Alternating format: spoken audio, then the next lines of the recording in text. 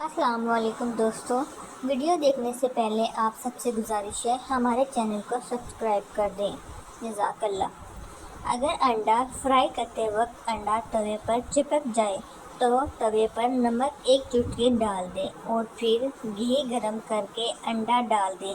اس سے آپ کا انڈا توے کے اوپر نہیں چپکے گا۔ دہی کا استعمال آنتوں کے اندر کینسر جیسی بیماری کا خاتمہ کرتا ہے۔ اپنے دماغ کو اگر آپ بہتر کرنا چاہتے ہیں، تر و تازہ رکھنا چاہتے ہیں تو 8 گھنٹے کی نیند لازمی لیا کریں۔ اپنی آنکھوں کو بہتر رکھنا چاہتے ہیں، اپنی آنکھوں کو بالکل نظر کو ٹھیک رکھنا چاہتے ہیں تو رات کو سونے سے پہلے اپنے پاؤں کی مالش کر کے سویا کریں، وہ بھی سرسوں کے تیل سے۔ اگر آپ اپنے معدے کو بہتر رکھنا چاہتے ہیں تو ٹھنڈی چیزوں سے، ٹھنڈے پانی سے پرہیز کریں۔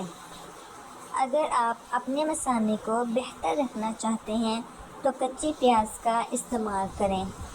ہر کا مربع کھانے سے عقل بڑھتی ہے، انسان عقل مند ہوتا ہے، دماغ تیز ہوتا ہے۔